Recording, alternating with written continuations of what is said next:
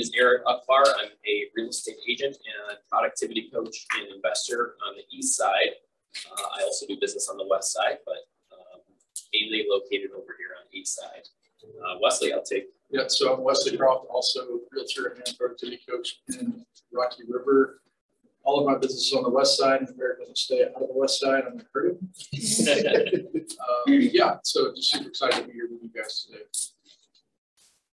Let's open it up for a couple of quick sentences. We're not looking for paragraphs, but a couple of quick sentences. What are you looking to get out of this session today? Okay, if it takes a moment for you to think about it.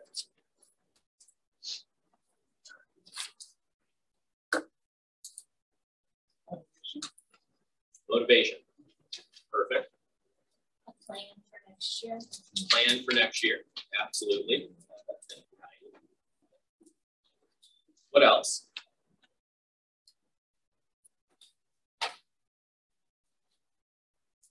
This is designed for both of those items that we just talked about.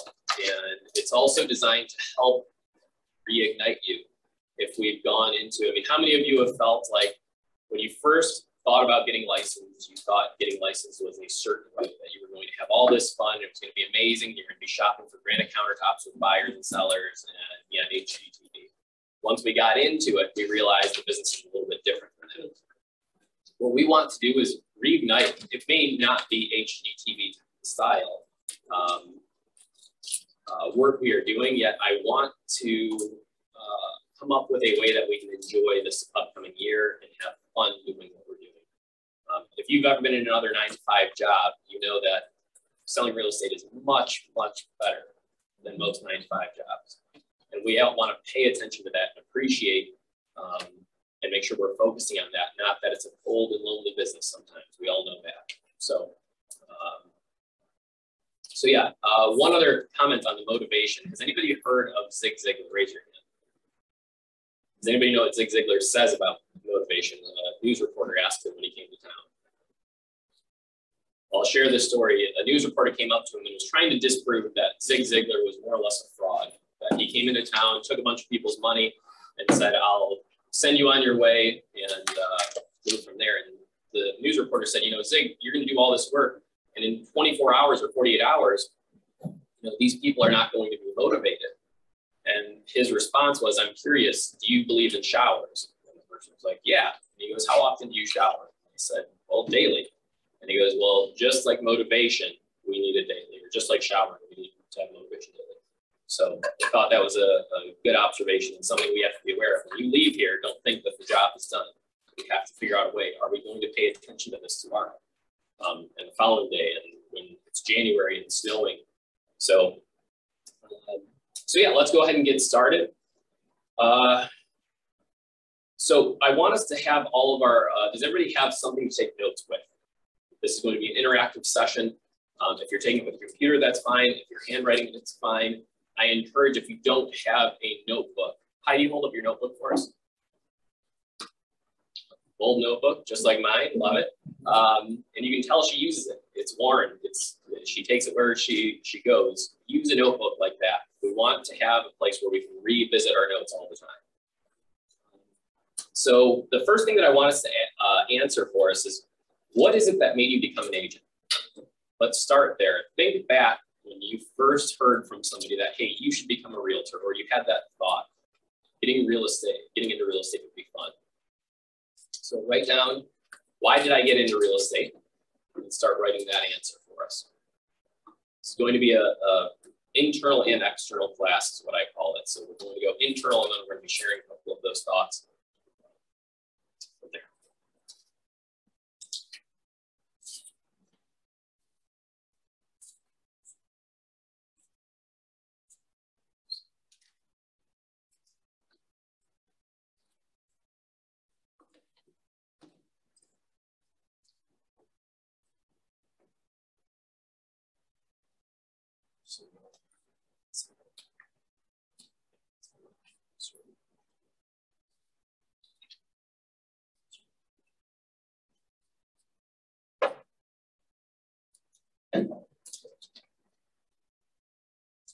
All right, while we're writing that down, Wesley, can you tell us why you got into real estate and back to that moment?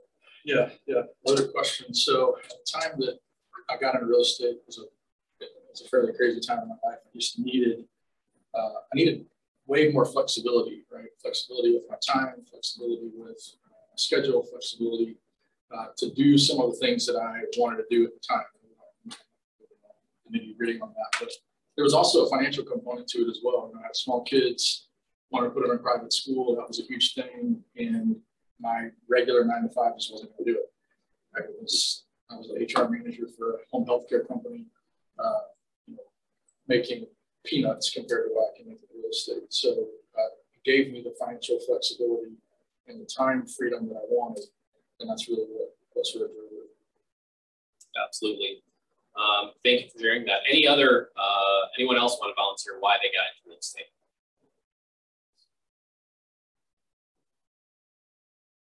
Raise, go ahead. I hated my job. I worked at Cleveland Clinic as a financial counselor. I also wanted to help people, wanted to create generational wealth, time and freedom, flexibility, and my dad was a realtor. Love that. Very detailed. Yeah, absolutely.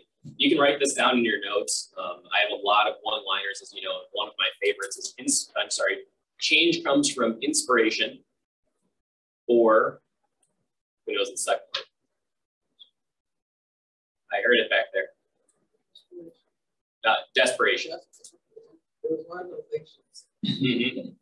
One of the Asians, that's exactly it. Inspiration or desperation? Which one do you think I see more breakthroughs through? Desperation. By far, desperation.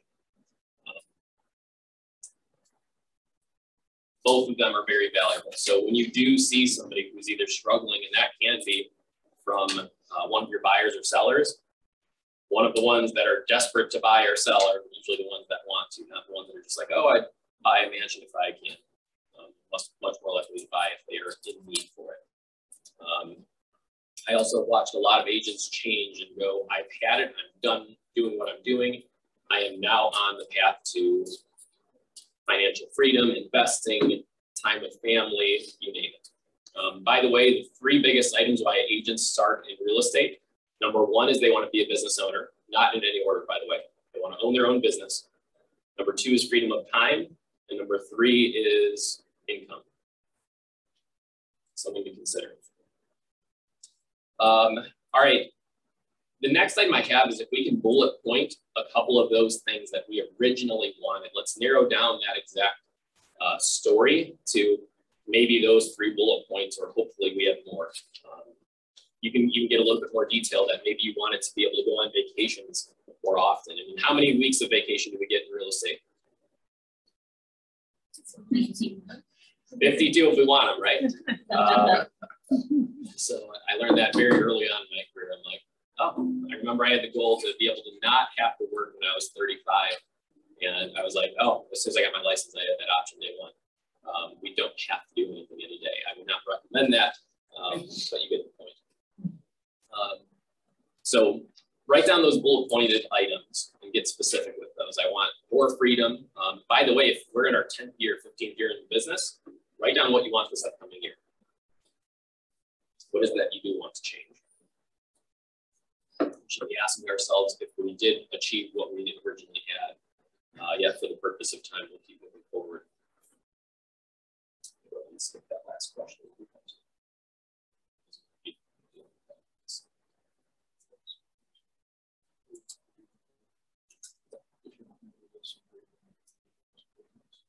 Oh,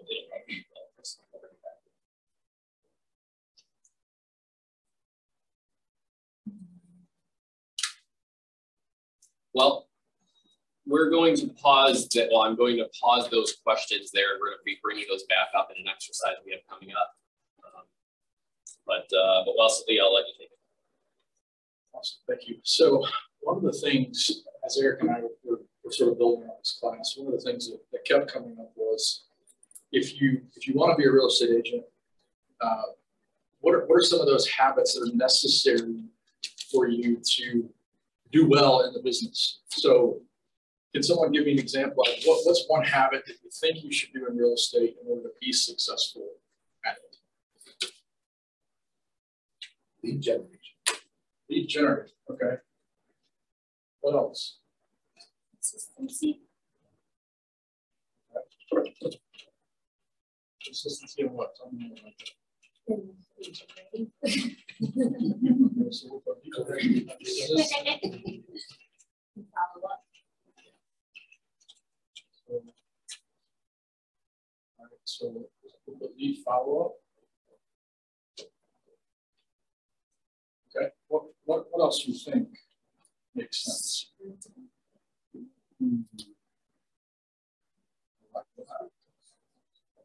Who can add to scripting? Scripting for the current market. That would be ideal, absolutely. Skill building as well. Skill building for advanced agents pretty much is scripting.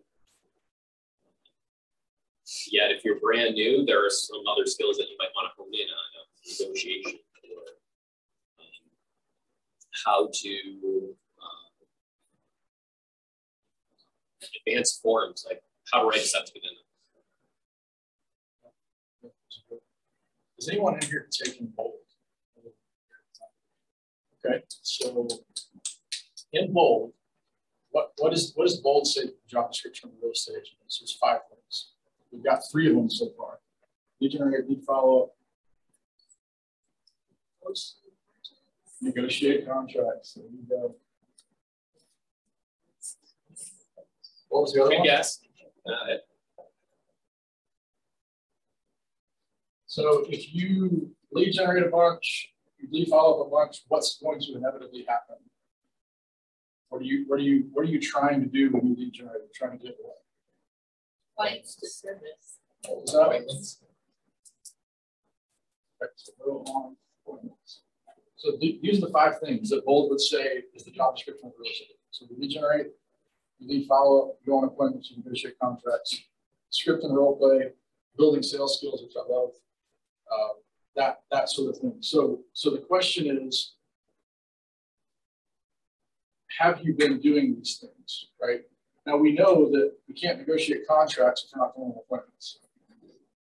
We can't go on appointments if we're not following up with our leads, and we don't have leads to follow up with if we don't lead generate. So what's the most important thing that we could be doing?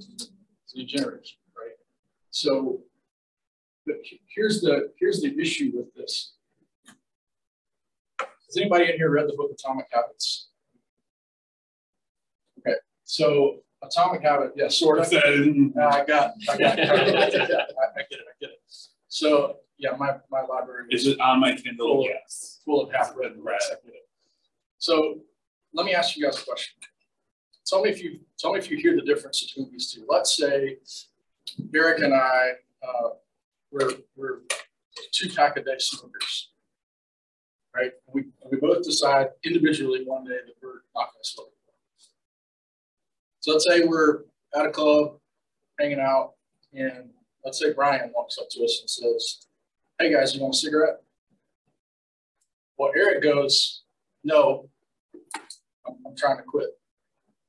But I look at Brian and I say, "No, I'm not a smoker." What's the difference?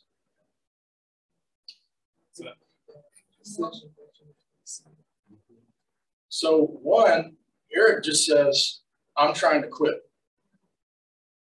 I am not identifying anymore as a smoker, right? So habit formation is not so much about stopping doing something because you think that's what you ought to do to be successful in habit formation. Same thing with losing weight. Right? If I want to lose weight, I need to start thinking like a healthy person. So if I walk into the office and there's half a dozen donuts out here, do I walk up and I say, "Oh, you know what? Nobody else is going to eat these. I should eat all of them"? No, because healthy people don't do that, right?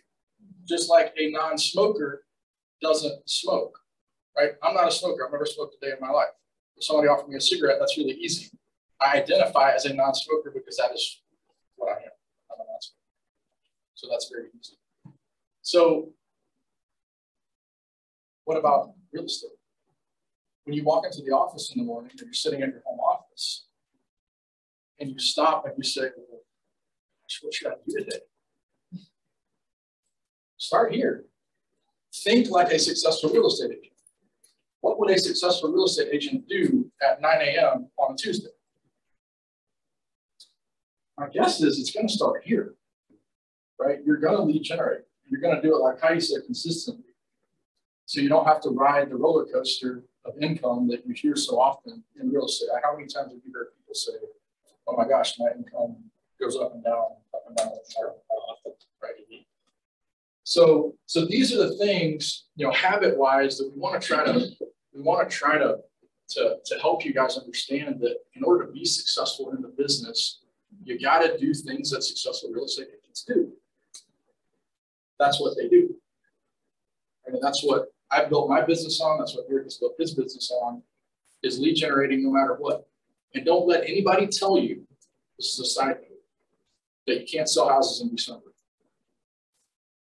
because the market slows down because of seasonality.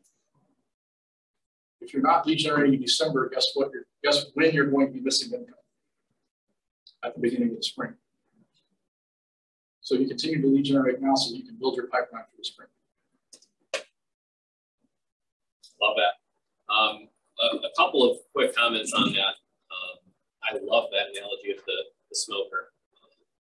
Wesley and I are big 2-pack-a-day smokers. When it comes to that, if anybody's taken Boulder, if you've heard us talk about in the office, a couple of items that Wesley is hitting on. There's a bold law, be what? Be, do, have. It also is modified to be, do, become. Real easy to chant these out loud. When you internalize and understand what that bold law is stating, they are saying be the person first, then do the action. Not do the action and then you become the person. It's really important that we understand that because none of us ever start off, we're not born and we're just automatic realtors. We're like, oh, we just know what to do. There's a point in your life where you go, no, I am now this person. And it is never when you feel like it. It is when you decide to be that person.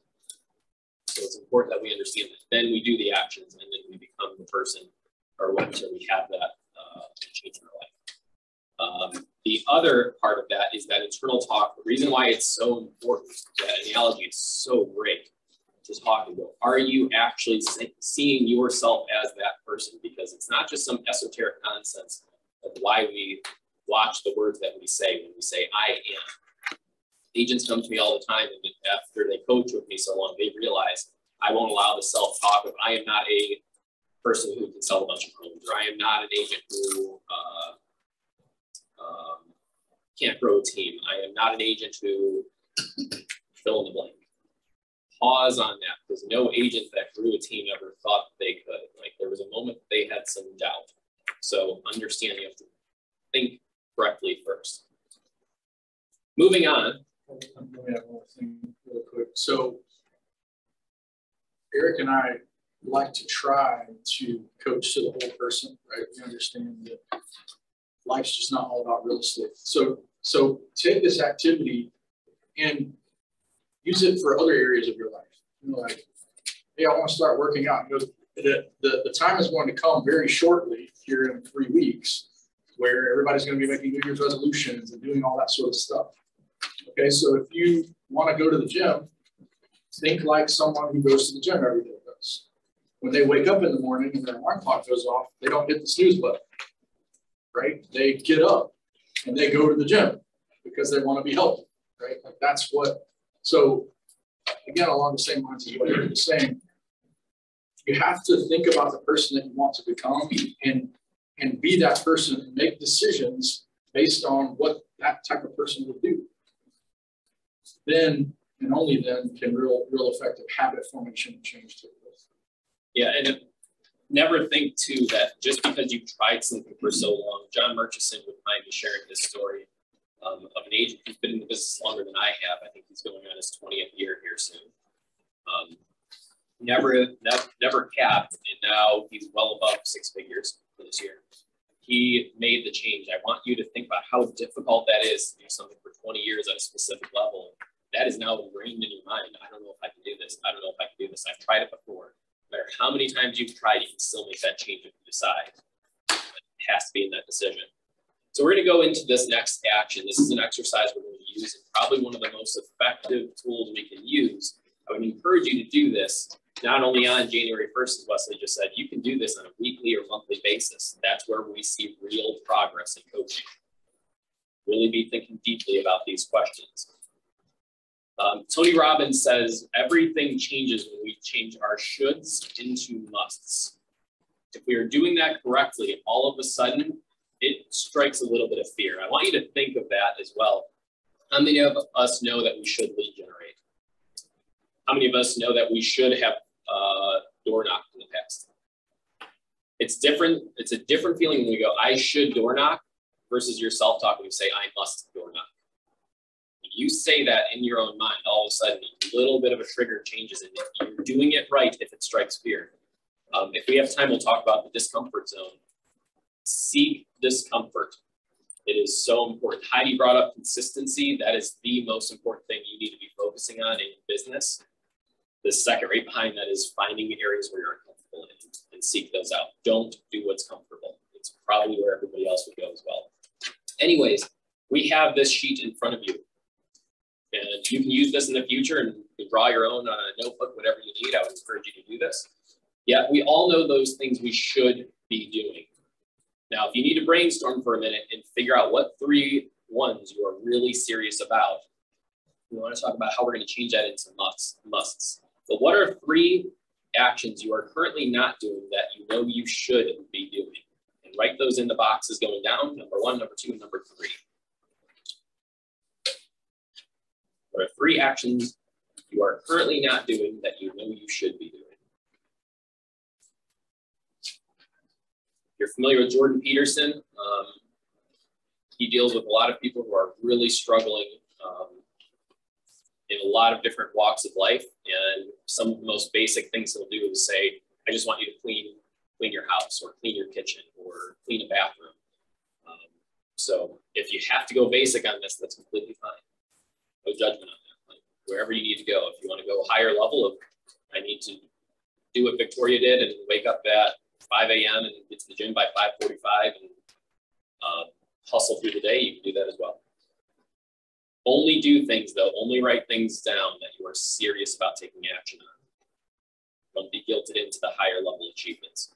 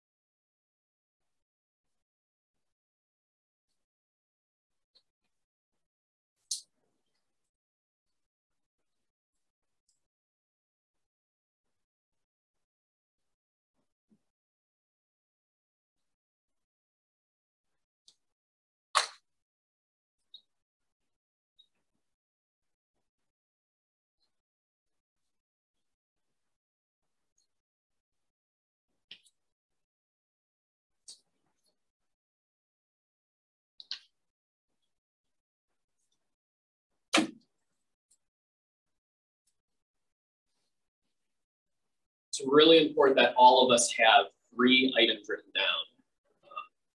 Education without implementation is merely entertainment, right? I hope you did not come to be entertained today.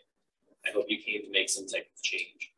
And we're only going to do that if we all have 3 things written down. Now, if you don't have 3 things and you're trying to figure that out, we're going to have a quick share of some items here.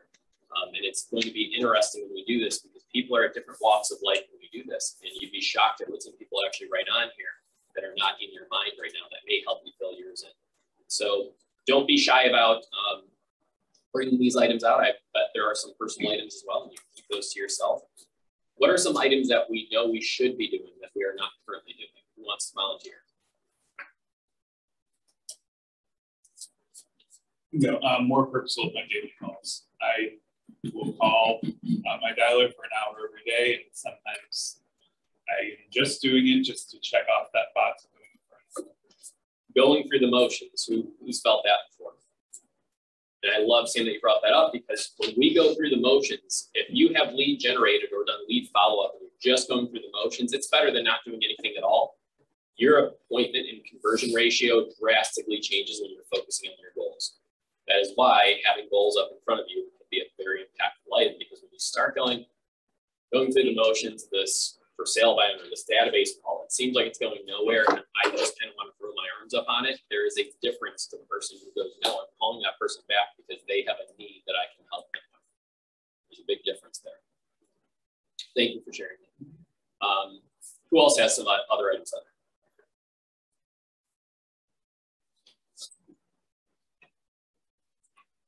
Here's something that I've noticed over the years. When we first start this out, we're mainly looking to grow our business, or are we looking to shrink our business? Grow it. One of the biggest great signs if you're on the right path is you'll start to realize, I actually probably need to put on because I need to spend more time with my family. I need to spend more time with a certain friend that you haven't talked to in a while. Those I watch, and those are the bigger impactful moments than just making X amount of dollars per year. What else? Let's have one more. Self-care, right along that example. Can you give an example of what that would look like? Just making sure I follow up on my doctor's appointments and getting those scheduled and checkups and things that I put off for a while. A great rule I heard a while back was treat yourself as somebody you are responsible for caring for. How many of us would feed our dogs a McDonald's hamburger? Hopefully no one, right? Yet, how many of us are willing to quickly run over and grab some fast food, right? And that's what happens when we start getting into a busy schedule. That's okay, we can make that change. So that's why treat yourself as somebody you are responsible for caring for is really important. All right, so next item. What are the pains that you associate with these actions? What are the pains that we associate with these actions?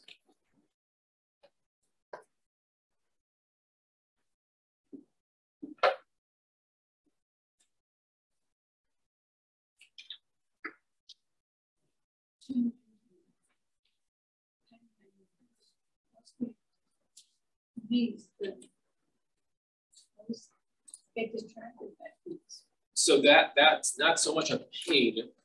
I agree with allocating time is very important. What we're looking for in this, and I appreciate you bringing that up, Linda, what we're looking for is if we have,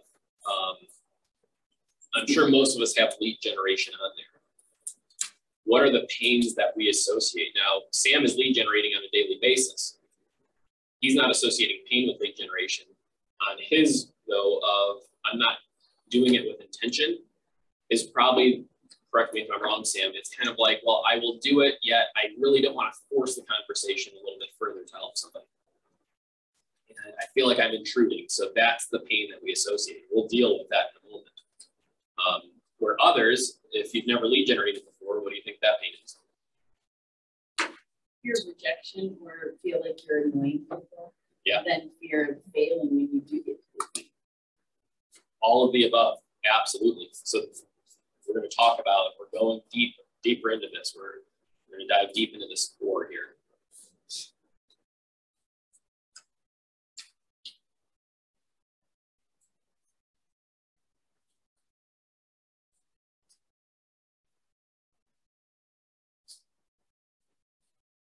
On some strange level, there might even be a little fear of actually being successful, because then what do I do when I get there?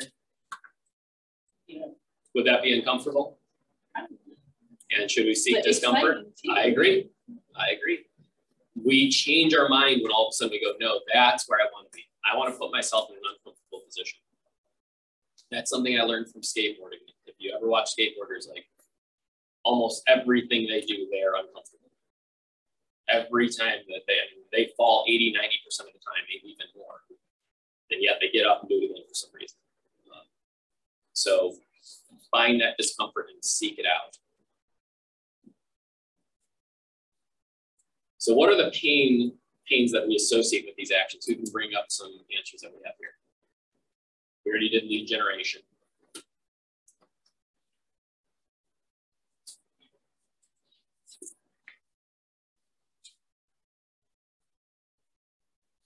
Anybody want to get up or wake up early? Go to the gym. Or that. Yeah, go to the gym. What's the pain you associate with going to the gym? Just Making more time to do it.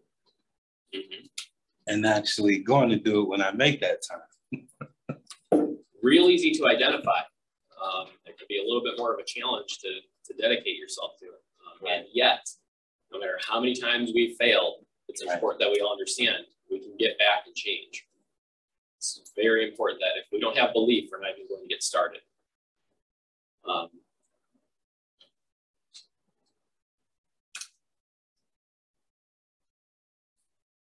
Sorry, just taking a note for the next section.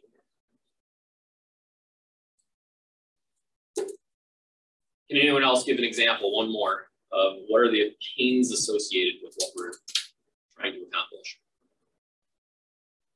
Not having confidence. Not having confidence. Who else agrees? There are some real world scenarios around that. And I hear that from agents who have been in business for 10 years. That will be a challenge and we have to overcome that. How do we gain confidence, by the way?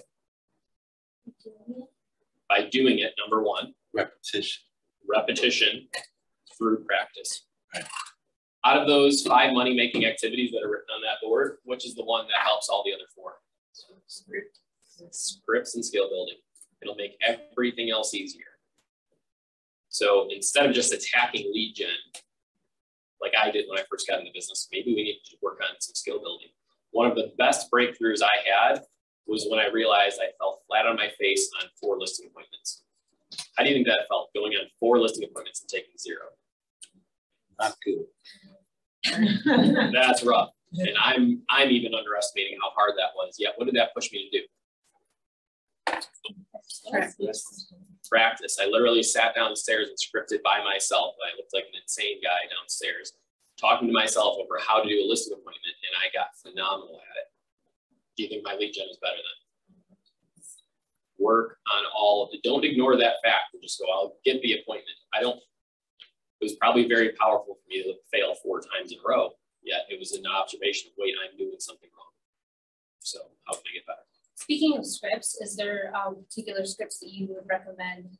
Yeah, Glover U has some great scripts. If you want to email me, we have actually 2 separate scripts, and we are also bringing script books. River already has them. We will have them here in the next week that you can use. But if you email me, uchbar@gmail.com, we'll email you the scripts that we've personally developed, and we've also had from Glover U and all of that. So know your listing presentation and believe in your listing presentation. You should scale yourself on a scale of 0 to 10. If you're under a 7, you really need to do a deeper dive on your confidence level of your listing presentation, buyer presentation as well. Anyways, moving on to the next section. What is it costing you?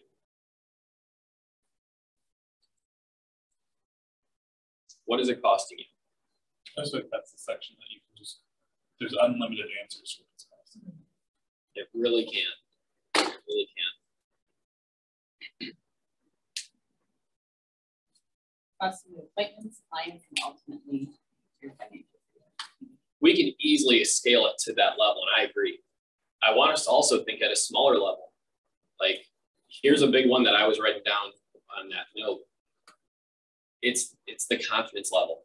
It's the I am doing it level. I'm riding the bike, right? We've all had that first pedal of the bike or had that similar feeling like, wait a second, I'm actually doing this. That's what it's costing you. It's costing you the ability to tell your family and friends that, hey, I sold 4 homes this month.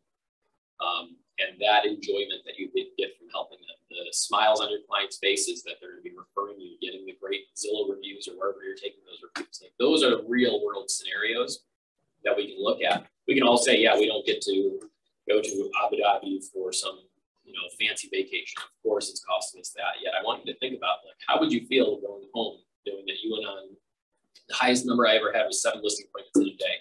How would you feel after a day like that? Like, that's really what you're going after, right? By the way, those, when Wesley put those up on the board, you should be really looking at in the last 24 hours or last 7 days, where you rank your scale of effort towards those 5 items. That's a whole nother coaching session. But the last item, what would you gain if you did take action? That is similar, yet not the opposite of what we just talked about. It's close to that. What would you gain if you did take action? More confidence, more skills, More knowledge. more leads. More leads. We talk about in coaching all the time, power begets more power. And it's so true. When we sell 20 homes in 1 year, we're going to naturally get an extra 10 off just from those referrals from that 20 the first year that we hustled for.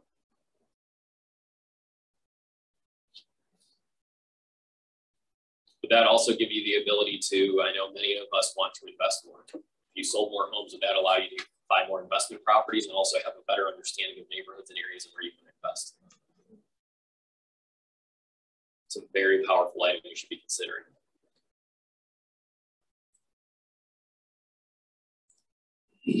The last thing we didn't talk about on this is what is truly getting in the way. We will talk about that a little bit more, yet I do want you to identify what is truly getting in the way here.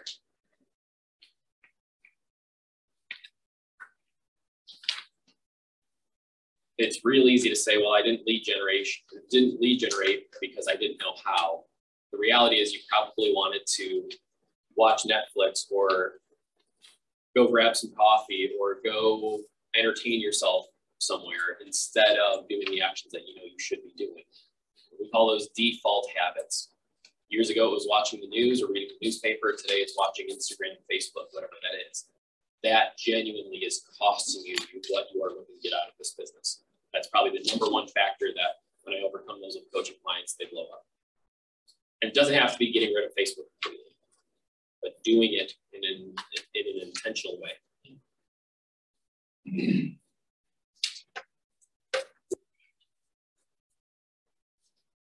Back to you, Wesley. So we didn't want you guys to leave here today without at least thinking about goals for next year. Right? So if you haven't done that already, as part of your fourth quarter, you guys an opportunity to do that today. So we're going to do it in 2 different ways. But the first way, pull out this form. This is Life by Design stuff. How many of you have actually done an economic model before here at Keller Williams, like business planning? So some of you have. So can you raise your hands at that again? How many of you have done an economic model? Okay. So we're gonna do that in a second, but I want to do something a little bit different first. So on this sheet, we're not going to take a whole ton of time to do this, but I want to point your attention, forget about this up here for a second, up at the top. In the middle, it says personal expenses. You guys all kind of have an idea of what you spend every month on just living on this planet, right? You rent, food, utilities, car payment, blah, blah, blah. Does everybody have sort of a general idea of that number? Okay. How many of you are solo agents? Is everybody a solo agent except for that? Okay.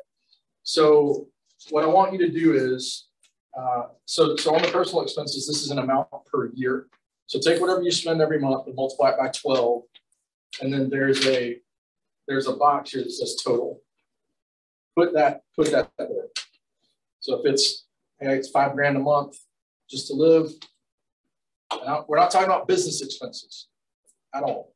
Just if you weren't in real estate, just what it costs you just to live on this earth and have the life that you currently have.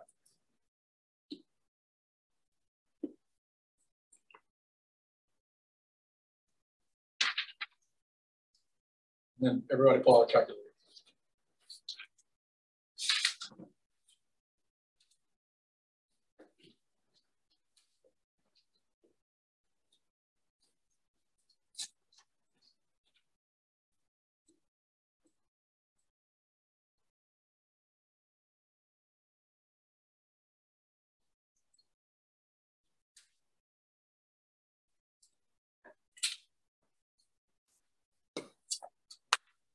Everybody got something written down there for under total?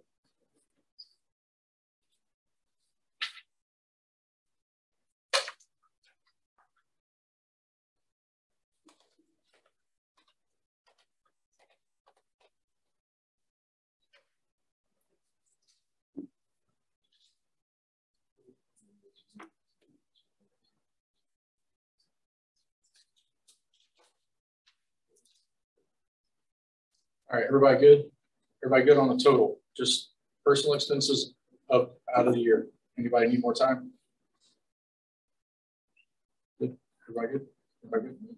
Okay, so right up under that, you'll see add taxes for above total amount based on your tax bracket. So take that number that you got, 60 grand, 70 grand, 100 grand, whatever it is, multiply that by 0.15.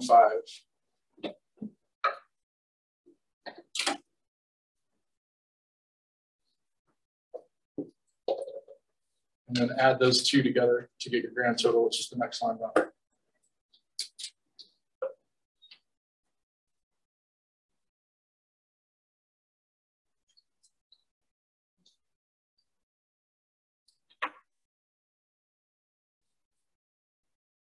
So that'll tell you your income, and that'll tell you what that'll give you an approximate on your taxes.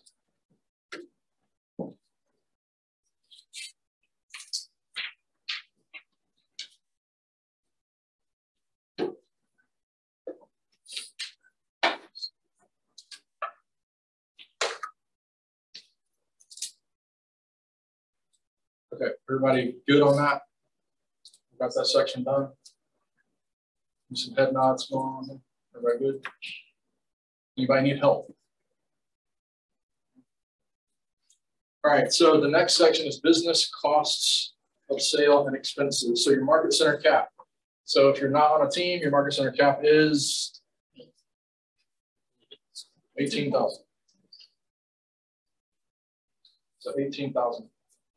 So 18 plus 3 is 21. So that 21,000 goes under where it says COS total. So just write that down under COS total.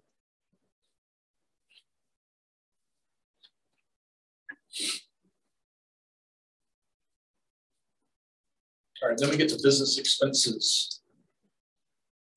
So business expenses would be your office fees, your realtor dues.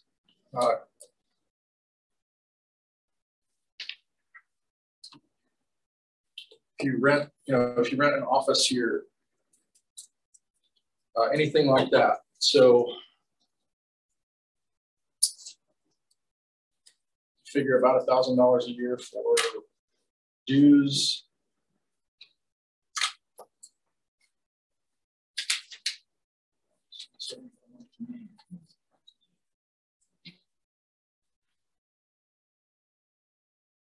And your office dues are about $75 a month. So that's $900 a year just for that. So about $1,900 if you're not spending anything else on office rental or anything else you're doing advertising wise or marketing.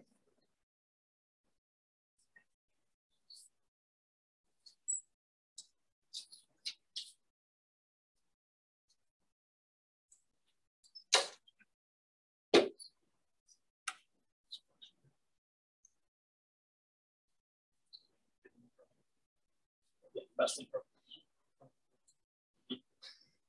All the above.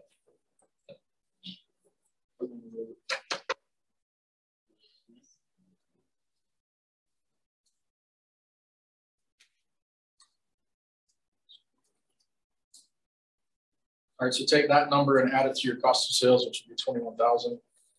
And you put your cost of sales and expenses grand total towards the bottom of that section.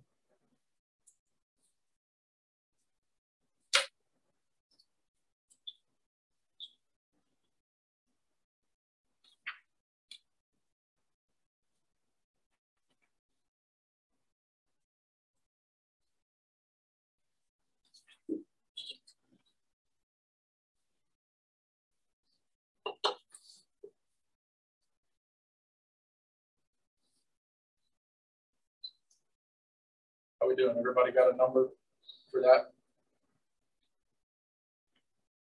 So what are we adding the? Taking all three of these together? the 21,000 and the 4,000, which will go there. Okay. Yep. All right, everybody good? Are good? Are good? Okay.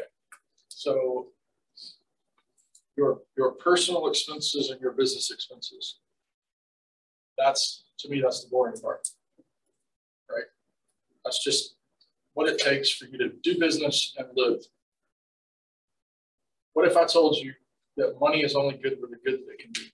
Okay, if that's true, my next question to you is what good would you want your money to do for you and for your family? So I'll give you an example. Brian is one of my coaching clients. Brian, when we first met, I told you that money is only good for the good that it can do. And I told you, hey, what would you want to do with the money that you made in real estate? What was one of the first things that you told me? Took a friend of mine on the European cruise. Right. Does that make sense? That's what I'm looking for. What good would you want your money to do for you? So in that top section, it says profit allocations. So in that box could be 100 different things. It could be, I want to take a friend on a European cruise. I want to pay off debt. I want to take my family to Disney World. I want to put a pool in my backyard. Whatever it is that money could do for you, or for your family, or for people that you know, right? Maybe you want to give more, right? Write those things down and how much that will cost you. I want to put a pool in my backyard. Okay, 75 grand. So let's say you want to put it toward the investment property. Sure. Yeah, I want to buy more investment properties. I know at least one other person in the room that wants to do that. A couple of us in here. Yeah. Love that. Speaking our language.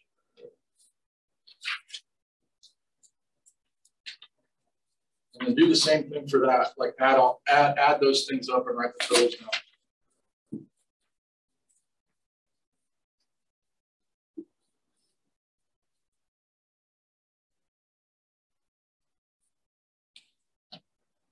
So this is the fun part. Like, let your mind go wild.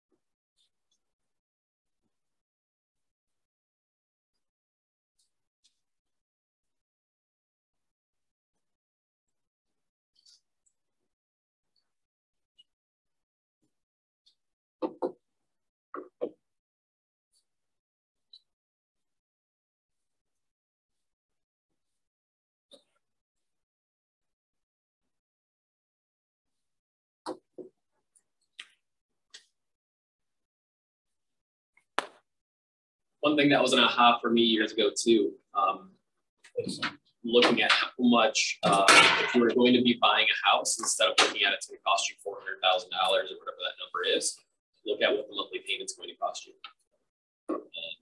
That's a real world scenario for many of us. So be aware of what that monthly payment is, multiplied by 12, and that should be your goal for your year.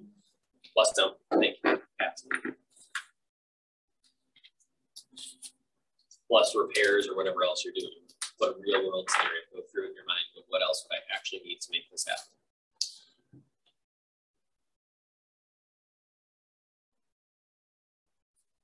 All right, does everyone have those things totaled up? Don't go ahead and start doing that now. I'd love to hear just a couple of you. Like what did you write down? Other than saving for investment property. Bless you. Thank you. What else? I'm hoping to buy my grandparents' farm next year, 8 acres, barn. And That's get cool. horses. Is that for yourself? Yeah. Very Residents and an investment property, so it's going to be a busy year. Someone else? What else you guys recommend?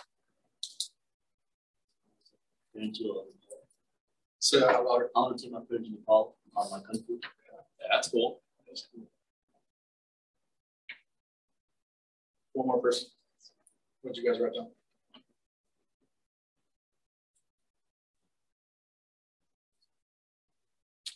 I know we've got goals written down. Don't be shy about them. There's some other items. You did more than one. Absolutely. Yeah. I had the cash and the donation and the holiday gifts. How many of you wrote down you want to take a really cool vacation?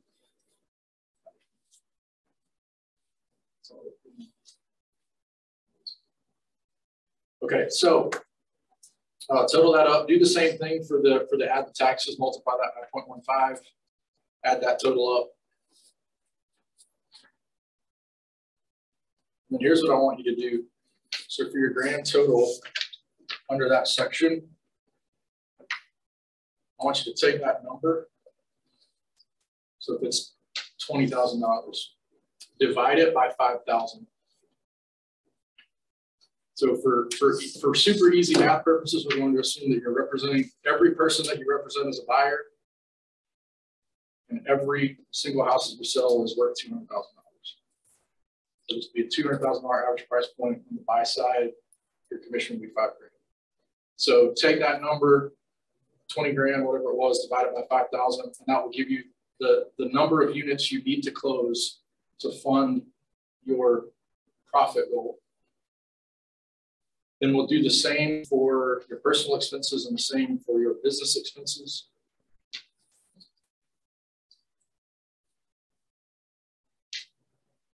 Say that again. Yep. So you'll take your grand total that you put for whatever it was that you wanted to do with your profit. Got it. And then divide that number by $5,000. So if it's 20,000 divided by 5,000, you get 4. And then do that same thing for your personal expenses and the same thing for your business expenses.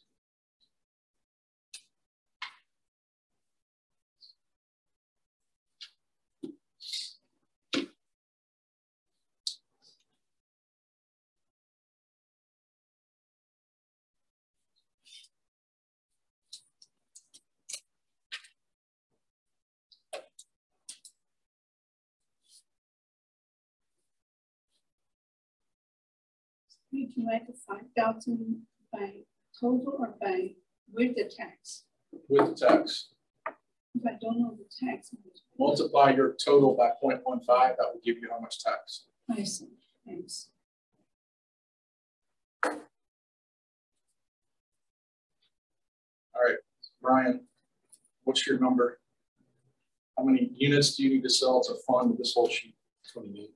28? 31. 31? 23. 23.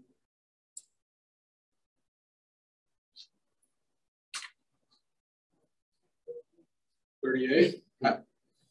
Nothing wrong with it.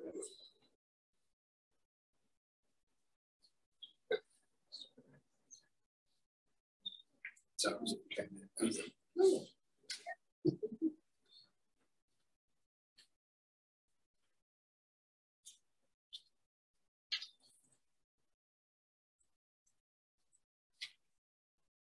Other numbers? 28. 28. 28. What about you, Sam? I was in 30-ish. Yeah. 30-ish. Heavy on Heavy on the ish.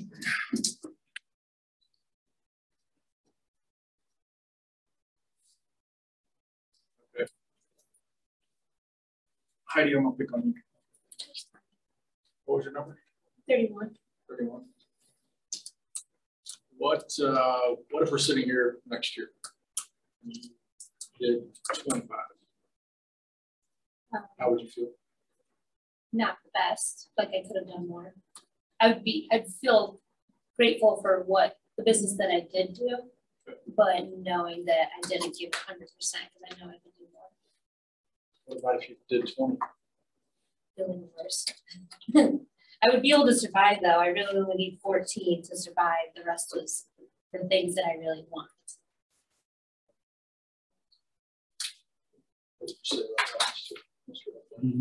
Yeah, I mean, the reality is we get what our standards are. And it's really important. What Wesley is doing is called the thermostat exercise. And this is something people will rate, you can write this down, people will, saying goes, people will meet their minimum standards, not the excitement of their goals. People meet their minimum standards, not the excitement of their goals. So unless the excitement of your goals are your minimum standard, we will typically hit the minimum standard. I had a coach tell me one time that it's almost like your foot on the throttle. When we are at the pace where we feel comfortable, what do? When you watch high achievers, their foot does not come off that pedal until they hit their goals. And that is their standard. Where if we're going, we can cruise by and we can make sure that we make payments and we can make sure that this happens. We're not going to go on vacation we thought we were. We're not going to do fill in the blank. We're not going to do any of those items you just wrote down. That's when we start on cruise control. Well, this goes back to what you said about should versus must, right? I should lead generate today, but when you look at your goals and you think to yourself, I must lead generate because, and then you look at the top part of your sheet, I must lead generate because this is important to me. If money's only good for the good that it can do, and I want money to do good for me and for my family, I must do what I need to do in order to do this thing, right? In order to buy your grandparents' horse farm, in order for you to take Susie on a vacation, like it's a must, not a should. Right, we'll talk a little bit more about goals.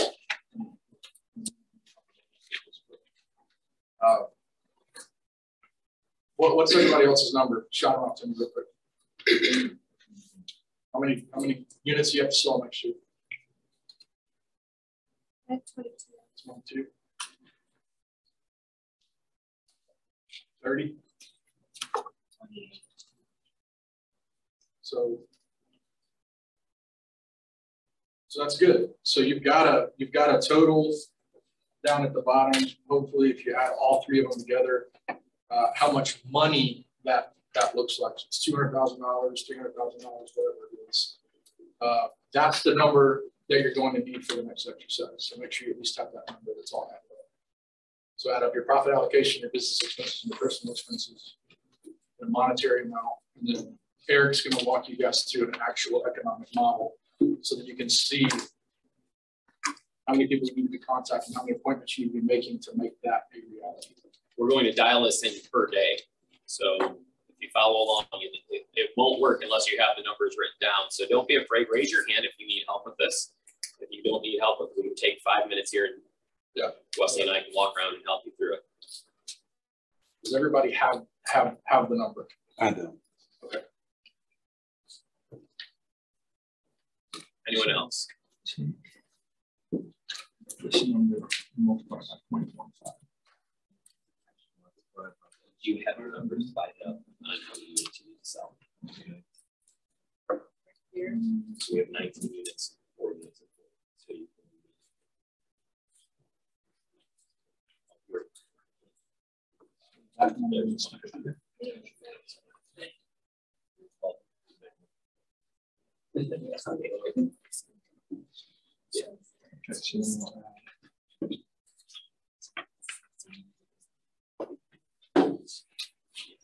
So what we're going to do, no one wants to double these numbers. They're reduce the computer that we have there. So,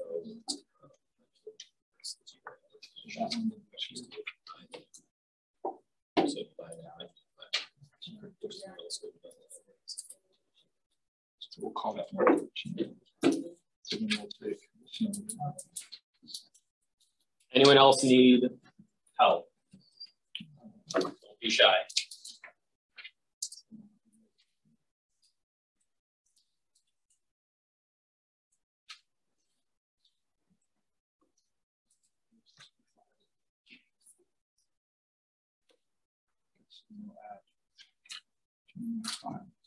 That's 123. Okay, so we'll have, it's because of this number. Yeah. So, okay, so then we'll say,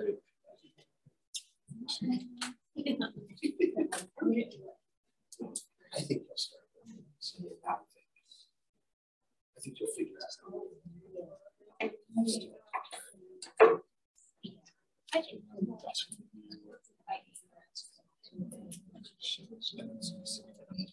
Actually, just write it over to the side.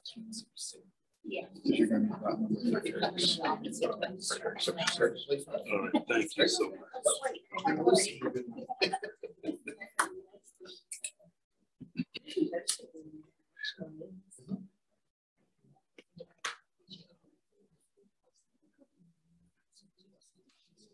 Yeah. Wesley's gonna be my new babysitter when I bring the baby into the office so I can get back to work. Bring him in. Yeah. Bring him in. I'll close the door. Go to Uncle Wesley's office and make a big calls. Wesley. She's like, so we take it back in.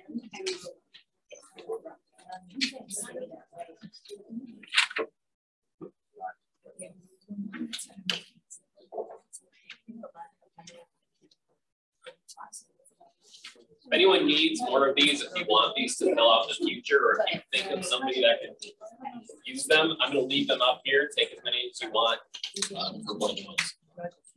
We do that once a week if you want, once a month, whatever you think is necessary. All right, so let's go ahead and keep moving forward here. Break out your business plan. It says number 7 at the top of your page here, number 18 at the bottom. We want to go to page 18. We're going to modify a couple of numbers for us today.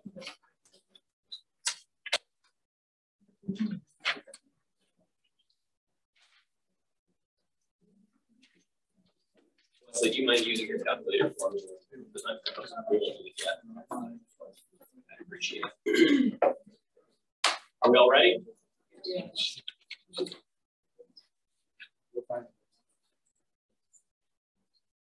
All right, let's go ahead and get started. So we're going to write down our net income first. So net income on your page. Net income would be which one? We'd actually add up those 3.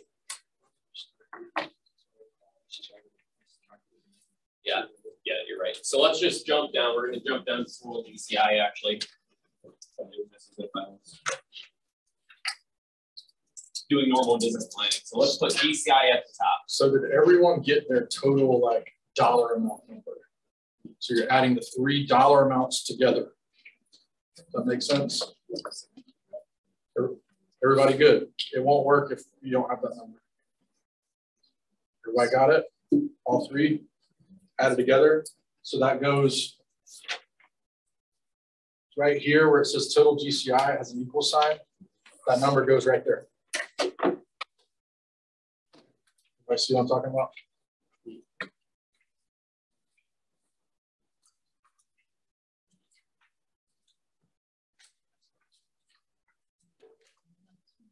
So who knows what GCI stands for? I want to make sure everybody's aware. Gross commission income. Commission. That is our total dollar that the seller or buyer, well, the seller always pays it, but your side of the commission to Keller Williams. So that would be your net income plus your operating expenses plus your cost of sales. Now, just a couple of things for you for the future. You can write on net income. We want that to be about 70%, not 40. This is built for teams. Operating expenses, if you're around 100 grand, we should be able to keep those about 10%. Cost of sale, about 23%. If you're on a team, you can, this is if you're a rainmaker. So we can cross off those numbers. What's the percentages at the end? 70% for net income. 10% for operating expenses. And 21% for cost of sales. We've already calculated that for you on the last sheet. I'm just giving this to you for future reference if you're calculating it in business plan. So with that number, we're going to calculate, let's just do this for about $140,000 in PCI. Now, just so you're aware, if you're a solo agent doing 140,000, that's going to net you about 100, 105. If you are on a team, this is probably going to net you somewhere around the range of 70. So we're going to do this as a solo agent. I would recommend everybody follows along with it as a solo agent, but we can do another team one in the future if you need. I would just send me an email and I can break it down for you. Every team split is a little bit different. So what we need to do is figure out our average unit sale price. What was the average commission we used in the last one? We use it at $200,000 price point. And that was on the buy side, it's 5 grand, on the sell side, it's 7. Let's just use 6,000 for the average commission.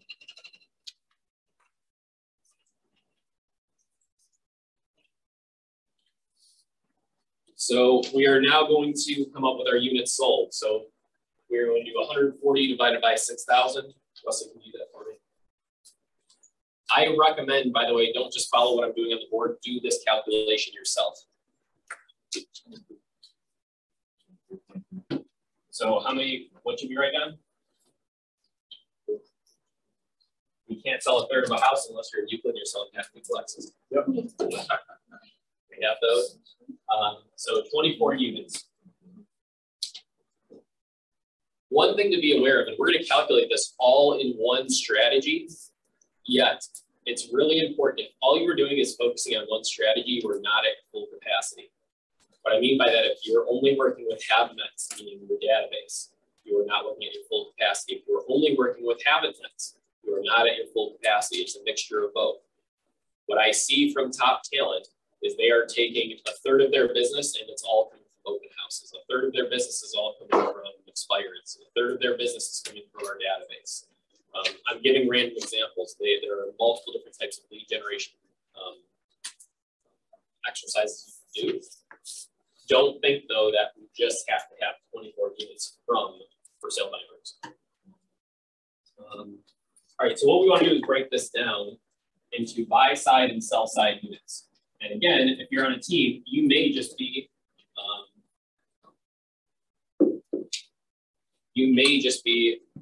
doing buyer, working with buyers. If you're on a team, you might just be working with listings. Now, as a solo agent and according to the MREA, what is the typical calculation for a millionaire real estate agent? It's usually 50-50.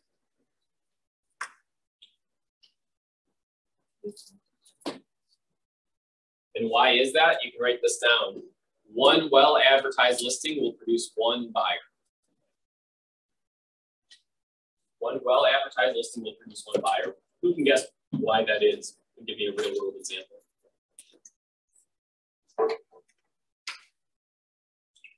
What's the biggest problem for a seller once we get their house sold?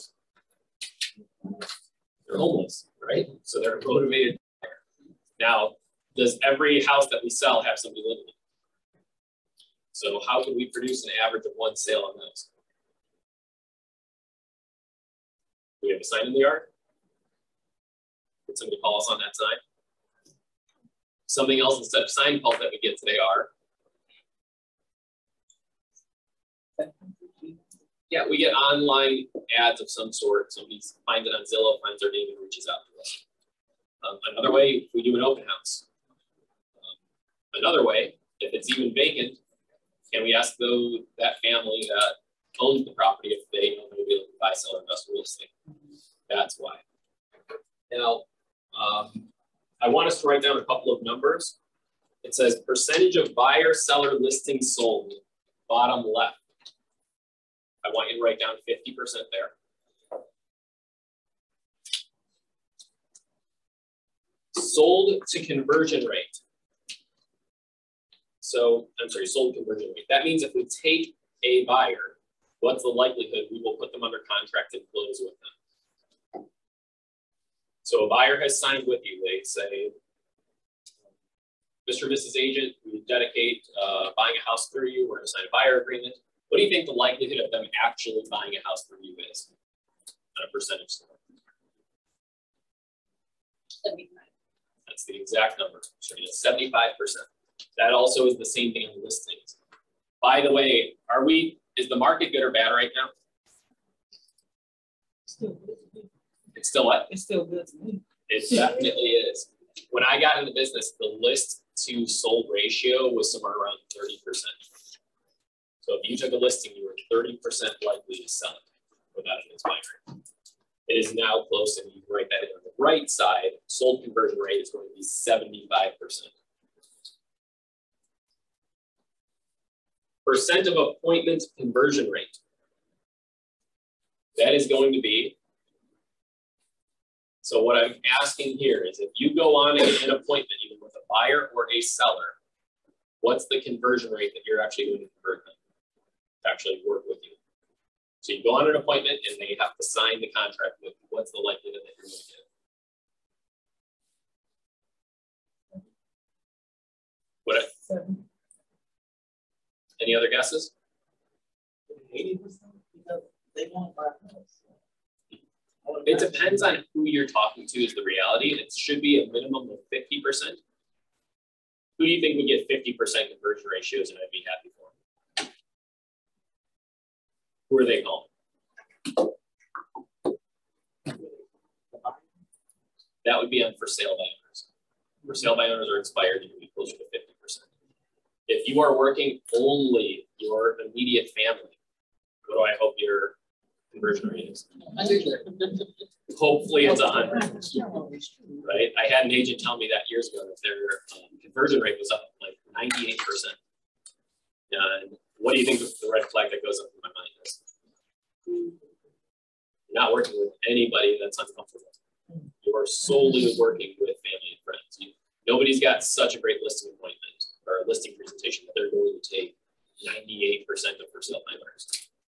By the way, if you haven't converted a for sale by owner, forget if it's a lead generation tactic or not. One of the best values you can give yourself is to convert a for sale by owner, because guess what?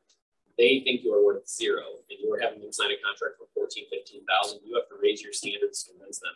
My Aunt Sally will list her home no matter what commission I put in front of her. If you really want to test the waters and figure out how good you are, go list for sale by owner expires. Just to get better at what you're doing. All right, so we have our numbers of conversion rate. For today, we're going to put a 50% because we want to put a minimum and we want to make sure that our minimum standards are met. So 50% on either side is fine. By the way, conversion rate on buyer side, 50%. Who would that be? Open houses. If you can convert, that should be your goal for open house buyers, that you set an appointment with not 50% of people that walk through the door. So if you get to an open house and you say, hey, let's go meet for coffee later today, and I present why I am value to you as a buyer, I should convert 50% of them. So let's go ahead and do these numbers. So 24 units, we're going to convert by 50%. What's that come out to be on the left and right side? Do we have to worry about converting anything more on the buy side? No, because where are we getting our buyers from? Our listings. So if we focus on our listing goal and we advertise the property correctly, we hit our buyer goal. Well, so all we have to do is convert the buyers down to our standard.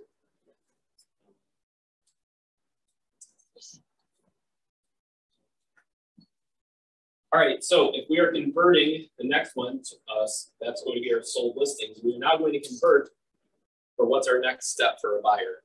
That's our sell side. What's that?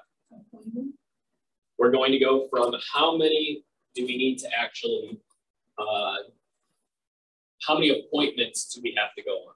I'm sorry, how many listings do we have to take? So we're going to divide that by 0.75.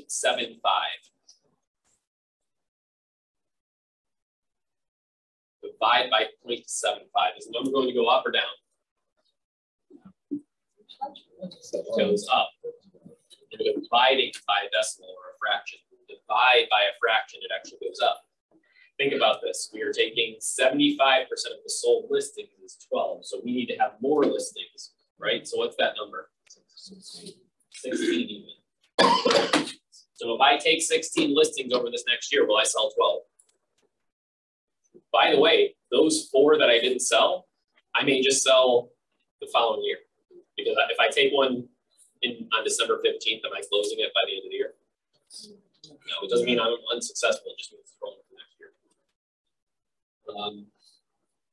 So the next number we're going to do is our conversion rate. For us to take 16 listings, how many appointments do I have to go on? We should need a calculator for this. We're just doubling it. Divide by 50%, this is just doubling that. Half of 32 is 16. So we can go deeper into this. Who wants to go a little bit deeper to go into daily actions, what this looks like? What we can do for this, because everyone has the ability to do what we'll talk about for sale by owners. We're literally just working with for sale by owners, how to go on 32 appointments. Does that seem intimidating for anyone? 32 appointments with for sale by owners? It does, right? It may seem like a lot, yet we're going to talk about how to do some conversion ratios to figure out what that looks like. So 32 appointments. Per what? Per year. Now, the question I have is a conversion ratio. How many for sale by owners do you need to speak with to get, let's say out of 10 for sale by owners, I get you to get in touch with 10 for sale by owners. They're at the back of the room and you walk up to the first one and you have a conversation with them. Out of those 10, how many do you believe you can convince to at least let you have an appointment? Those numbers are very real. I'm going to put 10%, 1 out of 10. By the way, what we're ignoring is it hurts to feel 9 until you have. Don't ignore that. That's the hardest thing to overcome with this. It's really easy to get the 1 yes, but it's tough. It's very taxing to hear no, and I don't need it. I've sold 30 homes by myself, all that stuff. If they have sold that many, they should get licensed. So 32 appointments a year. We have a 10% conversion rate. What's that put us at? 320 what? 320 conversations. Does that seem intimidating? How many days are in a year? This is per year goals. It does seem intimidating when we put it here, right? But we haven't put it, we're not putting it into context. We have 320 as far as how many conversations we have. We now have to look at how many days are you working per year. Now, there are 365 days in a year, and I know plenty of realtors that somehow work 370, but how many are you actually going to work? Real easy way to do this. How many weeks off do you want?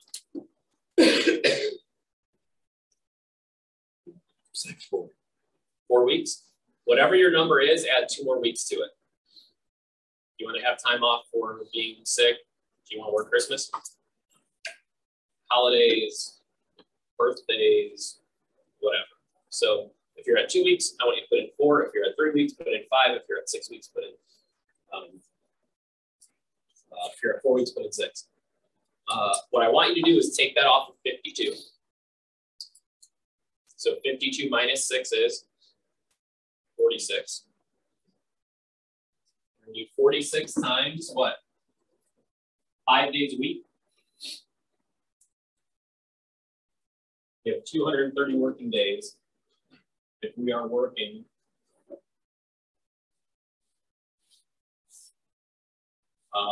with 6 weeks off for the year.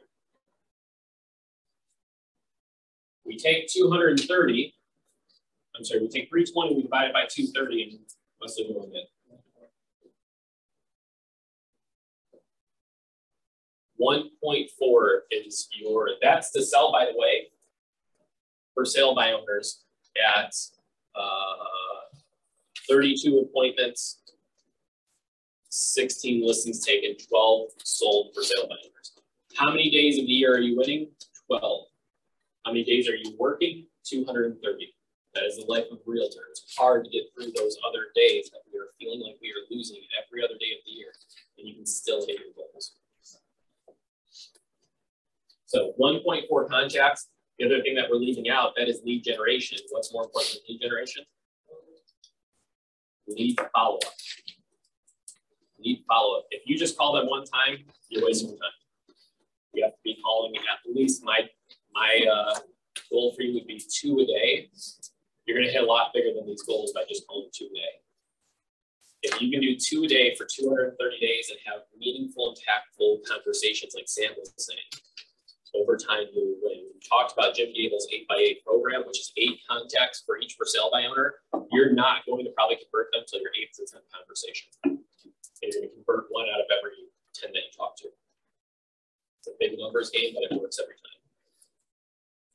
All right. Is there a timing? Yeah, you said Jim's 8x8. I'm sorry if I was. Yeah. But that's, that you have timing that you suggest for. Yeah, so the 8x8 is not 8 touches over 8 weeks. For sale by owner program, especially over the last 2 years, what would happen if you waited 8 weeks to talk to a for sale business? They were sold on the 8th hour. So what Jim did is he accelerated it to about a 2-week span. And that's very real. It's easier than ever to convert for sale by owners right now. Why? They're not selling, and they're panicking after 2 weeks because all of their family and friends sold in 3 days over the summertime. They're like, I've had my house listed, so who do they blame? Agent. Well, if they're for sale by owner, the guy in the mirror, right? And I'm not doing something right, let's reach out. Now, the first conversation I would have with them is put them at ease and say, the pain that you're feeling is across the entire real estate industry. I can help, but I don't want to make a promise that I'm going to work some magic and get it sold in 3 days like your neighbors. All right, any questions on any of those numbers? You can play with this, and I've done this multiple times, gone through and checked and seen what I have to do and what I can tweak. Now, you can only play with your numbers and your conversion rates if you are tracking your numbers. So you have to track your listings taken to listings sold, also the conversations to how many appointments you get.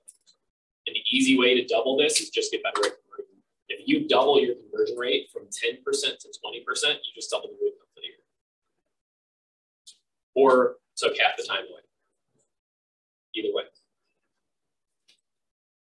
All right. Well, we'll keep moving forward here. Yeah, I was going to do the database stuff. Yeah. All right, so I want you to write this down and actually answer it in a sentence or two. The question is what you just wrote down, whatever those numbers were, is it actually achievable for you? Can you see yourself actually implementing this plan? That you can actually see that that number is achievable. Jordan Peterson talks about all the time. What is something that not only that you're not doing that you should be doing, he also talks about what is something you actually will do, right? If you're not going to be like Victoria and wake up at 5 a.m. and go to the gym, that's okay. No guilt around that. Will you wake up at 8 o'clock and go to the gym for half an hour? What will you do that you'll commit yourself to? We don't want goals that look like massive, massive mountains that we're not going to actually go after and tackle. If you haven't called it for sale by owner, maybe you want to call one. If you haven't called your database, maybe you want to call one. Start there and double it per day until you get your numbers. But is it actually achievable?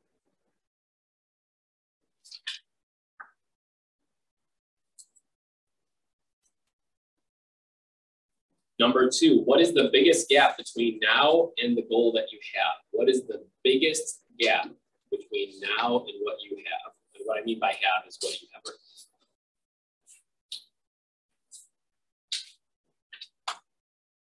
By the way, I've watched agents just wake up on time and have a created schedule without thought. Just holding them accountable to waking up on time can change their life. Getting started at the same time and having a routine, that happens at every other 9-to-5 job. It's more difficult to do in real estate unless you're being watched. Maybe it is you need either a script partner, you need a coach, you need an accountability partner. Maybe you need more training support. What is the biggest gap between right now and where you are?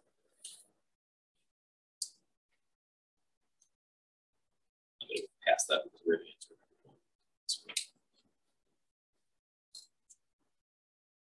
Back to you, Wesley. Okay. So we've had you guys come up with a goal, right? We've sort of talked about the reality behind the goal. Okay, so what has to happen in order to achieve that goal? But what I want to talk about now is what are obstacles that you guys are seeing? Some of you have been in the business for a little while, some of you are just now starting. What are some of the obstacles that have been in the way of achieving what it is that you wrote down? So just shout them out to me. What are some obstacles here? Okay. What else? Limiting beliefs.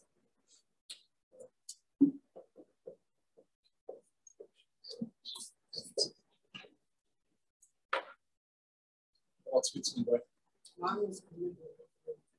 Say that again. Mine was commitment to family. Commitment to family? So what is getting in the way of commitment to the family? Well, it was caregiving. What's getting in the way of that? What was getting in the way? Mm-hmm. Yeah, I didn't. Because of the each of form, I couldn't get anyone to come up. Okay. What else? Distractions. Distractions. And we brought that up to time management and distractions.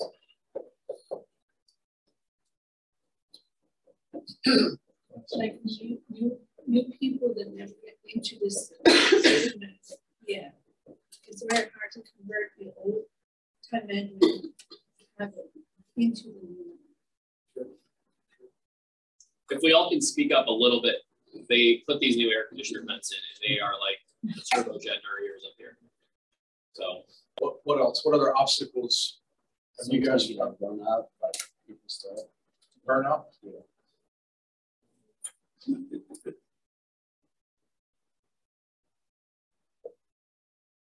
Anything else? Inconsistency. Being inconsistent. what's causing you to be inconsistent? Well, it could be bad time management or bad planning. Planning can do a ton. I've watched agents who haven't achieved results for a long time, and they put their list together of who they are calling the next day, and it gets done immediately. So, yeah, absolutely. Lack of planning, that's another.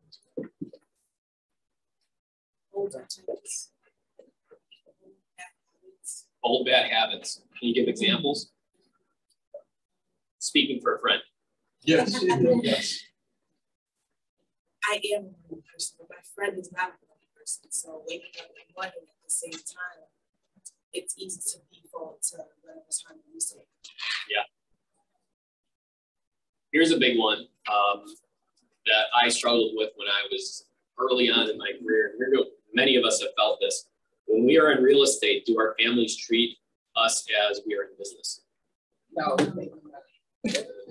An astounding no. Wow. That was a big reaction. So yeah, allowing our family to squeeze our time out because we don't have jobs, we have nice hobbies, right?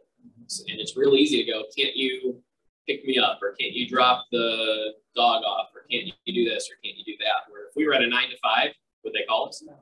We were at work. So letting our family treat us, having our family treat our business as a business. only spoke up because it just happened this week. My brother called me last week. He babysit my son.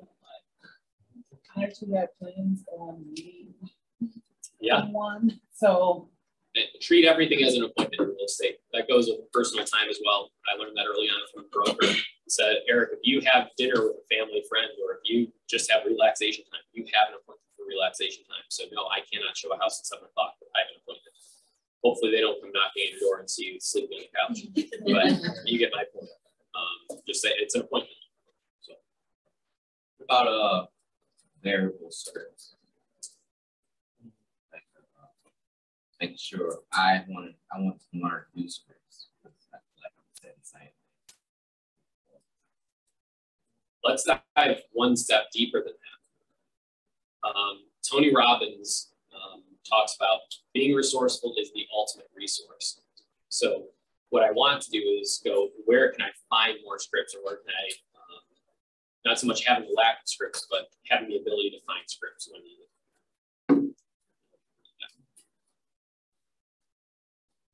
Who else has, one of their obstacles is a lack of systems?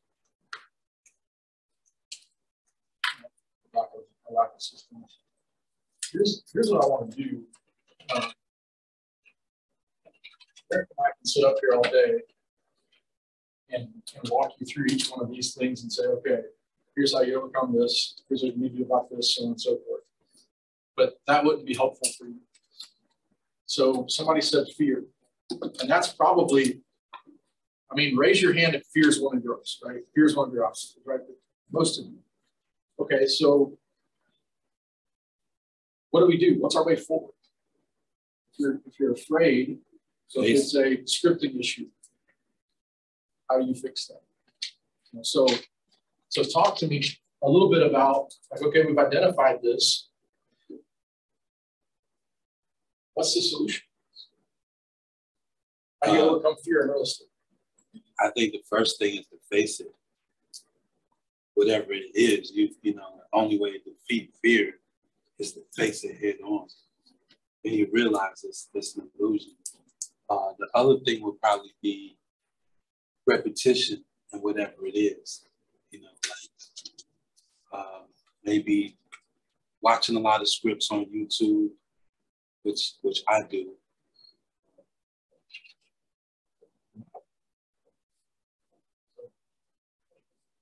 So practice. What do most people fear in real estate? Rejection. Rejection. I think that's not my biggest fear. My big thing is making sure I'm doing things the correct way. You know, as a real estate agent, we know through our training that certain mistakes you can make can cost you money. And the thing is, for me, is to make sure that I do it correctly. Even knowing that, you know, you're gonna make mistakes along the way, but that's my biggest thing, is making sure I'm doing things the right way. So how has that paralyzed you in the past? How has it paralyzed me in the past? From doing what you've done? I wouldn't say it's paralyzed me at all. You mean as far as like not taking action? Yeah. Has it caused you to not take action? Yeah, yes, it has. Yes. Not really to not take action, but to study more so I could know that I'm doing things correctly. Let's put it that way. Gary Keller says when we say no to something, we're saying yes to something else. By saying no, I won't take that step forward. Let's reverse that. If you're saying yes, I will take that step forward, what do you say no to? If I say, you say yes, I'm going to take I'm going to paralyze myself and not move forward until I learn. What are you saying no to? Saying no to success, possibly. 100%. And there's also another saying, you don't have to be great to get started, but you got to get started to be great. And it's very true. You got to dive into the discomfort. You typically are using your capacity at a lower level than what you actually have. I would say that's the biggest thing about 90% of new agents feel.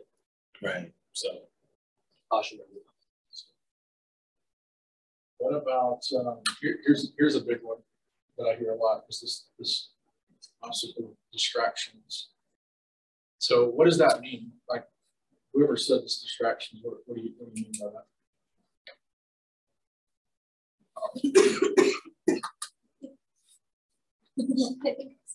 Yeah, so what do you mean by that? I mean, like, what distractions?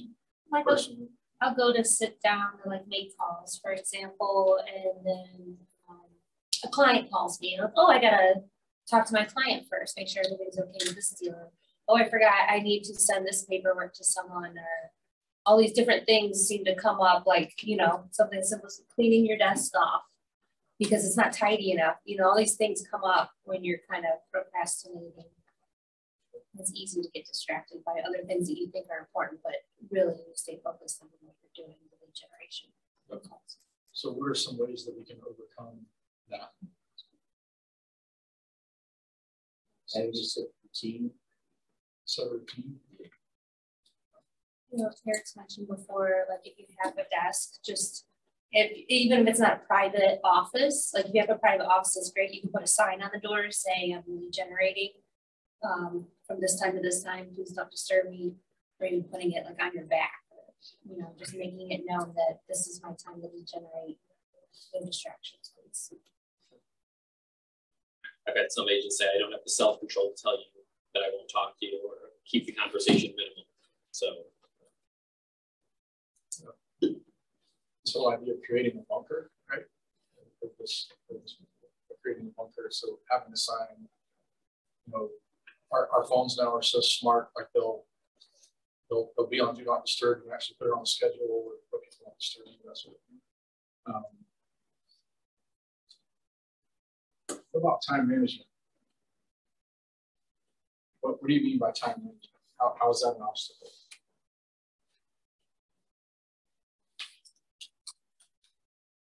I heard it said about money, tell your money where to go, or your money, you won't know where it went.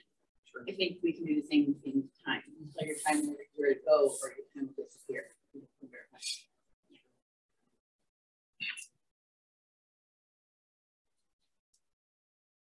how many of us actually have a written schedule they can show me of when their lead gen and lead follow-up time is?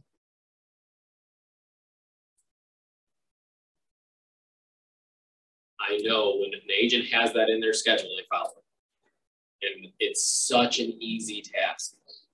Yet so many agents go, I'll remember. I got it. I know where to be. I always appreciate the grace you always give, though, was, you know, you can't do it at the same time every morning and just change it from the account. Where we displace. And that's okay. Absolutely, where we displace. If you erase, you must replace. So I've got a quick question about lead generation. What would be the best time? Whenever you want to be committed to do it. Let's say there is no best time. 100% true. Let me challenge your perception about time management for a second.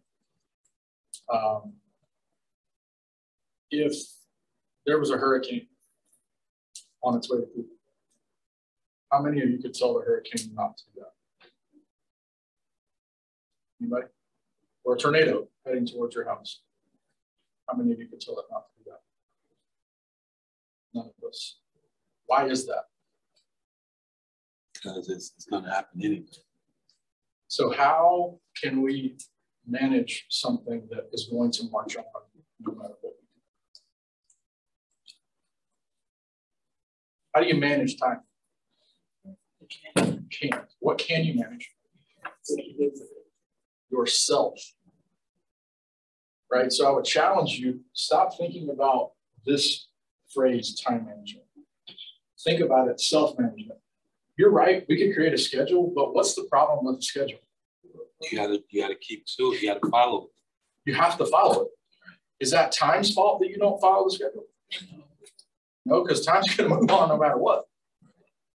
So stop thinking about time management, think about self-management. How are you managing yourself, your expectations, your habits, which we've already talked about, in order to follow the schedule?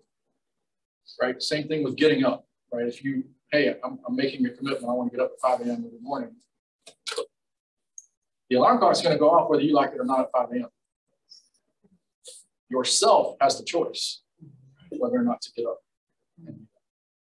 So we can have a schedule all we want. We don't manage ourselves up here. It's not going to happen. Here's another one that Eric talked about was lack of planning. Right. So what you said was, can you say that again? What is a great way to make sure that we don't succumb to this obstacle? Prepping the day before, you can write this down. Number one, who are you calling specifically? Number two, arrive 10 minutes early because Heidi, will I forget my phone charger when I walk into that phone booth? And I go, phone charger, I better go get that. Do you all of a sudden always have to go to the bathroom as soon as you go to lead generate? Do you need a cup of coffee also? Yeah. Give yourself 10 minutes to prep ahead of time. Having that sign ready to go on the door. When you plan this the day before, I have agents who do this at 4 o'clock and they aren't leaving the office until they have their plan. And then I have also agents who do it at 10 o'clock at night. I recommend at least 5 items. You can write this down, and this is the biggest item. Make it so perfect you don't have to think when you start. Don't wait to think when you get in the call booth or the desk. Make it where you go, I can just walk right into action. That's how a 9 to 5 works, by the way. Your worker's already pre-planned the night before. You already know what you're supposed to do. Just walk into action. I say this all the time, and it's counterintuitive. When we think we lose, because we find those things that we need to do. I want to talk just very briefly about this whole lack of systems thing. So how do you think we can overcome having lack of systems? And that could be a system around lead generation. Really everything's a system, right? Lead generation, your schedule is a system. So what are ways that we can overcome this? What do you think? Because here's the reality. What's your goal for next year? Like GCI? GCI 250,000. 250,000. So if you didn't have any systems to help you do that, could you do it? No, absolutely not. Why not? Day one would fall apart. I wouldn't know how to follow up. I mean, our systems go from anything of how to follow up with our current clients on pending deals to, if you're familiar with the Magic 6, that's what we do. Lack of systems on how do I even calculate if I'm making income or not, or if I'm just spending a bunch of money. Profit and loss statement. I won't go into the rental systems, that's a whole other thing. Lead generation tactics, follow-up tactics. What am I doing to create events? All of the above. I'm not going to achieve any of those. So write this down. Get your pen out and write this down. We don't rise to the level of our goals. We don't rise to the level of our goals.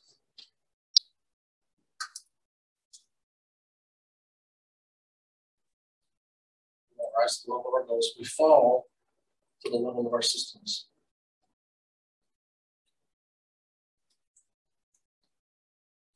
So it's awesome that we wrote a bunch of goals, but I promise you that you will not hit them if you do not have systems around some of the basic items as it relates to general real estate. You have a system around what you do from contract to close. That's a system. You have a system around your schedule. You have a system around how you regenerate. You have a system around how you follow up with things. Right, all those are systems. And if you need help with systems, that's what Eric and I are here for. You know, we can help you build those things out so that as your year starts to take off and as you start to gain more business, because you're all going to regenerate and follow up, what does that need to look like? And we're here to help you do that. We're happy. One thing I want to interject on that as well, when we talk about systems, don't think you have to hire a computer programmer to create some website to do something crazy.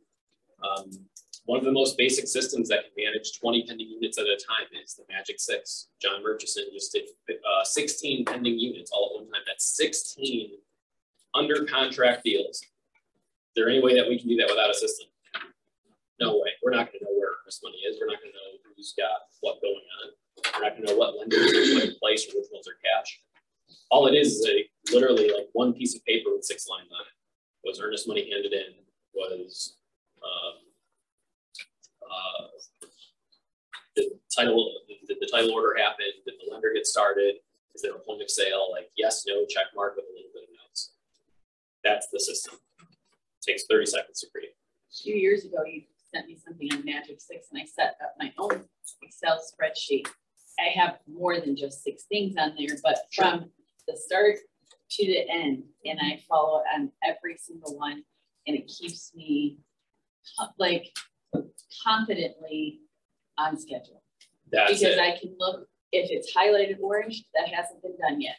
When does that need to get done? I put the date when it's done. Move on, and it all is kind of right in order. It's been amazing. Love that. Love the implementation too. I don't care if you do it on Excel, Google Sheets, if you create some fancy computer program or you have a piece of paper, use the knowledge that we're giving. And Serena is a great example of that. Thank you. Anything else? We have 8 minutes left. Can I ask a question? Sure. Do y'all use Command to do your deals? We have to use Command at a certain level. And every agent does a different level of how much they want to take out of Command. Literally, like that I would have to have Taylor come up with my assistant. She handles everything A to Z on our transactions, so I couldn't even answer that on mine. I know a lot of agents do. Wesley, you can. I only use Command to get paid. I have a totally separate system that I use for contract close. Okay. Yeah, if Command, by the way, is in the way, we call those shiny object distractions, and you go, I don't want to do something until I learn fill in the blank. Don't get distracted by that. The biggest question you have to figure out is how many people am I adding to my pipeline every day? Right. I can look at a pipeline, I can tell you if you're a successful agent or not by just saying if you have 2 people in there or if you have 50. So that's the tell-all sign. Great question. All right.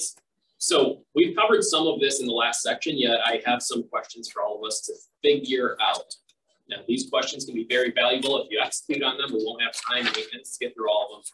Yet some of these we will. The first one is, what specifically do you need to prepare the day before? We already talked about some of these. Who do you need to call? What do you want to bring with you? You have to change your mindset before you make your calls. If you need to listen to Les Brown, to Jim Rohn, to Zig Ziglar, to Tony Robbins, like completely fine with that if that's what you do.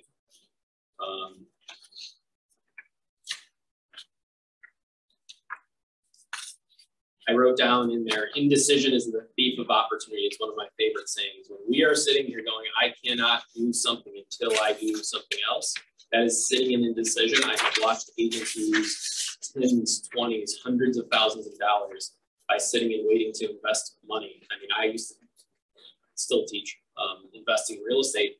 And going back 8 years ago, there are still agents who are like, well, maybe I'll tiptoe into it. It's scary, I get it. Yet if they would have bought any house 8 years ago, did it go up in value? Waiting, indecision is the thief of opportunity, not to mention the loss of rent they haven't received. What else is the thief of your opportunity? I have written down here. So what else is stealing time away from you that you don't like? Here's a great one that I do for coaching clients. If you are taking too much time on Facebook or Instagram, you have the ability on your phone to actually block you after a certain amount of time. Are you brave enough to actually set that time? I would say Instagram, you're only allowed 20 minutes on it per day, 10 minutes, whatever it is. A very healthy thing to do regardless of your business. It's kind of a good reminder for a lot of agents to like, oh, it's real easy to get lost in that stuff. Here's a really big one as well. Make sure you are not being naive enough to believe that you won't fall into the statistic of not doing what we should. Meaning, there's an 80-20 principle.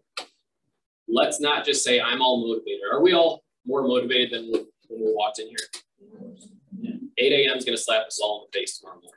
And the question is, are you prepared to make sure that even if you are in that statistic, what is going to push you through? So write down, here are some action items that I can do.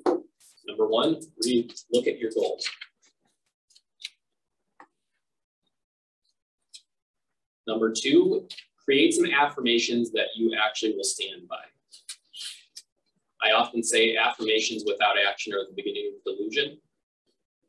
So if you're not going to believe in the affirmation you're saying, don't say it.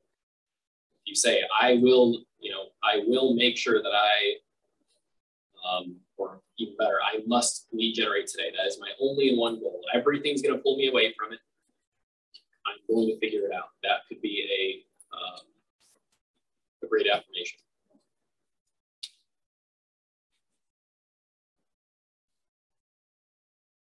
Here's another one. Not only did we create our schedule, what will we do to follow it tomorrow? What's a reminder that you can say? Maybe it is printing out a picture of whatever that item is that you are looking to share your goals with. Be careful, by the way, of sharing your goals with too many people. Keep it to the people that you know and believe in will help support you. Last thing we want is somebody going out there saying, I'm going to make $1 billion next year. They don't show up on day one. It's not a great feeling, and everybody's going to be asking them how they're doing. We didn't chat about accountability, and we don't have a ton of time to do that. But one of the things that is going to be helpful as you move forward is having some form of accountability. Now you got to figure out what that's going to look like for you, what you need to be held accountable to, and what that pain point is going to be if you don't do the thing that you said you were going to do. Brian, tell them about what you asked, what your accountability thing is.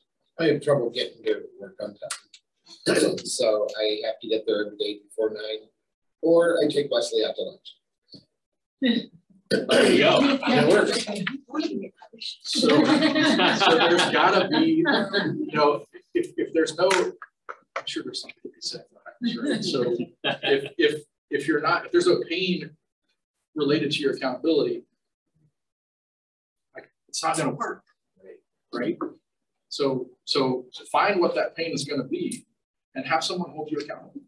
And I have another coaching client that said he was going to do, X amount of lead generation, reaching out to a sphere, whatever it was, or he had to buy me a bobblehead, right? And guess what? First week, he walks in with a bobblehead because he didn't do it, right? And now every time he comes in to coach with me, guess what I bring out and set on my desk? The bobblehead. Who's going to win, bobblehead or you? Right. And if he doesn't keep doing it, he's got to keep buying. So again, find something that works for you and work that in to your system, to your plan. That saying, by the way, standards without consequences are merely suggestions. Are you suggesting you should show up on time, or will you actually have a consequence for yourself? Standards without consequences are merely suggestions. Creating your schedule, we already talked about, make sure that that's there. Something else, a couple of events that are coming up that are important if you are not already having these scheduled. Go to Bold, sign up for Bold and go there. There's a new program that Mike Arco and I are coming out with called Push. It is going to be a paid program that you will be watched under a microscope to make sure that you are doing the things you should be doing. You literally will have a time clock, you will time in and time out of. It is a super high accountability level. We'll also be partnered with script partners. If that's something you want, keep an eye out for when that's going to be launching here. It is a 7-session online format. A growth plan. Google growth plan KW. And it will show, what do you want to do this upcoming year? How many books do you want to read? And don't just say, I want to read 8 books. What are the books you want to read, and when do you want to read them? And it's a calendar. It's a 12-month calendar. And there's like 5 items per month. You want to go to Bowl. You want to go to family reunion. Just go to family reunion. I know it costs money, but it's going to cost you a lot more if you don't go. There's an old saying Jim Rohn has about investing. If you think investing is expensive, wait till you get the bill for not investing. And that's mainly what he's talking about, is it's self-improvement. If you're not investing in yourself going to family reunion, wait till you get the bill 5 years from now, like I did. I went, geez, $50,000 a year over 5 years, and $250,000 I lost because I kept sitting on my hands going, I want to spend the $3,000 to go to family reunion. Invest the time, invest the money. We are 1 minute over. So appreciate everyone coming. I hope this was helpful, and I hope mainly you will take some action that you have not taken already. So Wesley, anything else? Thanks for coming.